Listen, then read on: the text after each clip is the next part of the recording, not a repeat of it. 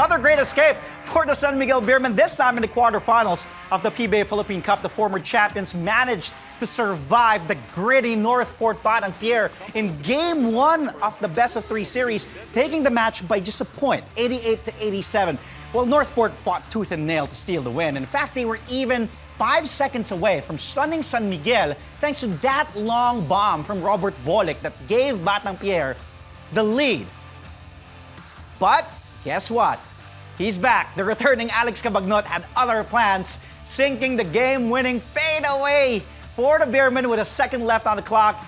Cabagnot finished with a team-high 20 points in his first game back since July 28th.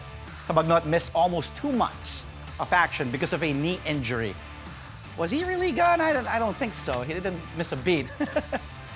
What a game. And now joining us to go all out on this story is one of San Miguel's stars, big man Mo Tautuaa. Mo, good morning. Welcome back to the show, man. Looking good. Good morning, man. How are you? How are you? I'm good, man. I wish I could grow that beard the same way like you do. I'll cut some off and I'll give you a little bit so you can see what you please. look like, man. Send it over. Congratulations on that win, Mo. What a game, man. First of all, what was it like to see that amazing play by Alex Cabagnot unfold? Did you, was that a drawn-up play? Or were you not surprised at all? Because, you know, it's a crunch man after all. I've been on San Miguel for a little bit now, and that's what Alex does. You know, he likes that last shot. He likes that last second shot. And you know, in the huddle right before they went out, he said it. He said I got a two dribble pull up, guys, if you want it. And I mean, that's exactly what he did. He went out there and took that last shot, and it went in just like he said. So I mean, we trust him. He does it every day in practice, and I mean, his first day back, and he did it in the game. I know. It's like he didn't miss a beat. I was asking my producer earlier. It's like, how many months was Alex gone? 2 months? But it didn't seem that way because, you know, just give him the ball, he'll get it done. A few seconds left, and then sink that shot off the glass. You know, he had that knee injury. Was there a collective sigh of relief, especially like personally you guys, when you found out that, okay, Alex Cabagnot is finally coming back? Let's talk about the value of an Alex Cabagnot to your team. I mean, you know, Alex, he's got that, like I said, composure, and he knows how to play, and he knows his attack spots, and he knows how the starting five play together, and I mean, he fits in perfectly with them. So he knew what he needed to do, and I mean, there was a sigh of relief when he came out. I didn't think he was going to play because I mean, yesterday was the first day I saw him, but it was good to have him out there. You know, he was clicking, he was playing his game, and he looked like he was in the zone. So we trust him with that last shot, and we trusted him out on that court. You know, so I mean, like you saw, it was back. Yeah, he was also efficient. 20 points in 21 minutes, 7 of 13, 54% from the field. Whew. And of course, it was a close call for you guys. I'm sure Coach Leo happy with the win, but still, you almost blew it. Well, what happened in that fourth quarter? Can you tell us what happened there? What did you guys have a hard time holding off this really young and gritty Northport team? I mean, at the end, we tried to start slowing it down and try to keep the lead. And you know, the enemy was our clock, and we just had to make sure we run it out as much as we could. But you know, things just didn't fall for us the way we needed to, and it came right back down to the wire. Because I think towards the end there, we were up by a bit, and we just needed to hold that lead. But like you said, Northport, they kept fighting back, and it came back down to the wire for us right at the end, and that's where Alex took over. They have a kid over there in Northport. I don't know if you know him, Robert Bolick.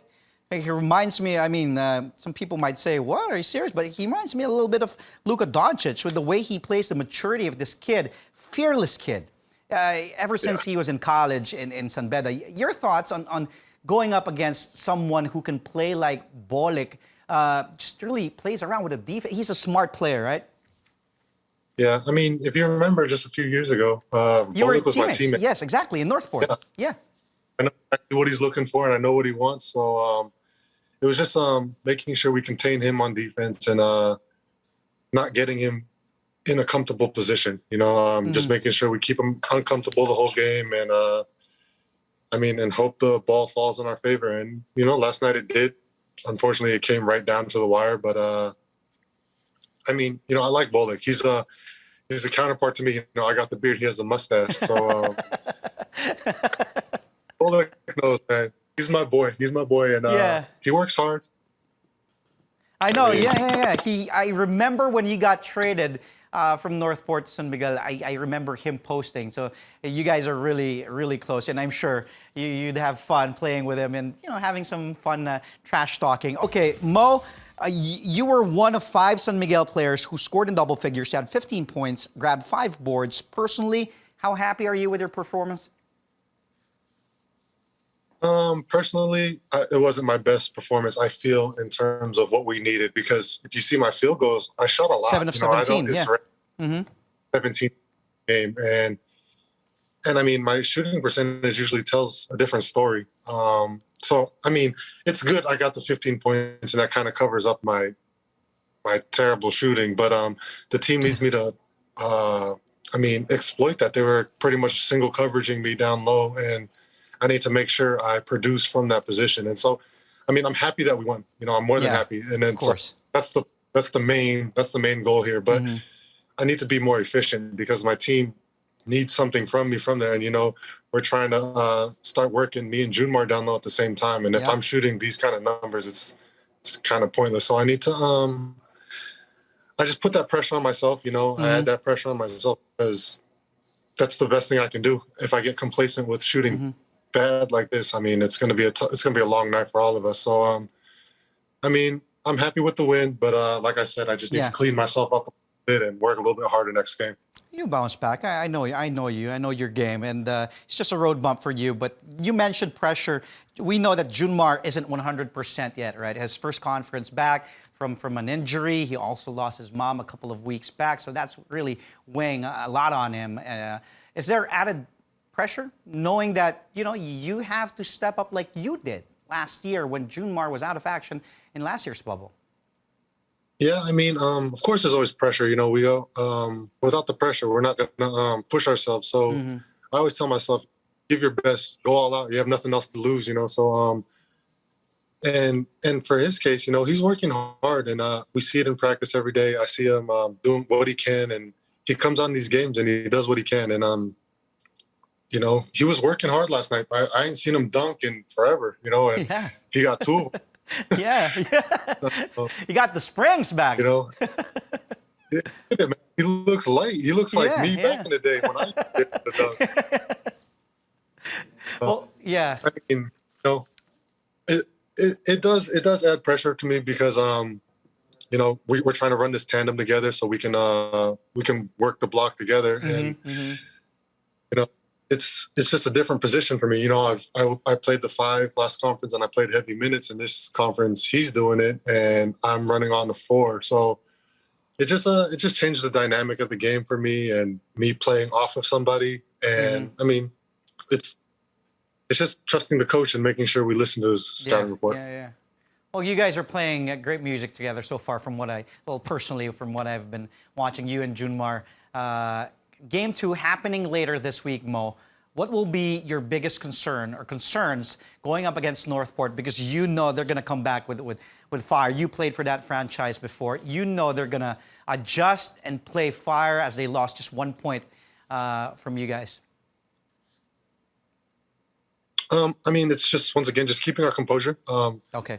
We know how to play basketball out here, and my teammates are smart. They know what to do. They know how to play. So it's just keeping our composure, making sure we stay solid throughout the whole game. And I mean, just making sure we get our rest in between now and the game, because if you remember our last bubble, that's what kind of held us back again. I mean, if you include Junmar in the thing where injuries held us back, even in the bubble, Chris was hurt, Marcia was hurt, everyone is hurt. I can go all the way down the line, even down to like practice players. So I mean, it's just making sure we get our rest and trusting coach with the scouting report and keeping our composure in the game. And I mean, outside of that, we have all the weapons we need. We got CJ working. We got, I think Terrence is coming back. Junmar's down there, and I need to. Mo, with all of that added, we should be doing good. Yeah, Mo, you've been with this franchise with San Miguel since 2019. Of course, you're a former #1 pick in 2015. You also got the Most Improved Player award, but you haven't. You have yet to get those championship feels this team had experienced many times before. What do you think it will take for San Miguel to finally, take the throne back? They were, of course, the 5-time Philippine Cup champs, and you guys, because of injury, you guys aren't complete. But what do you guys need to do right now, especially in the playoffs? Let's see it once again. Nice pick and roll and a two-hand slamma-jamma for Junmar underneath. Mo?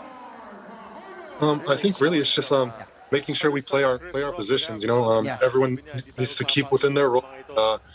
Just continue to play as a team. When you see us playing team ball, we're actually really good. That's where you see these big gaps in our scores.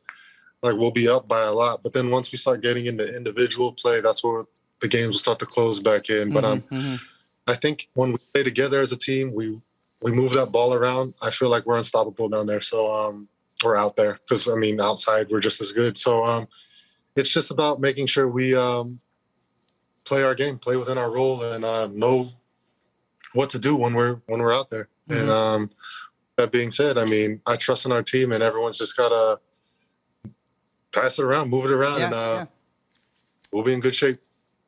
Well, I see that hunger again from San Miguel, from you guys, and you guys just have to be on the same page. Thank you again, Mo, for joining us this morning. Our barber, by the way, France, is looking for you. I'll see you there. Thanks, man. Best of luck in Game 2. Again, we just had Mo Tautuaa of the San Miguel Beermen.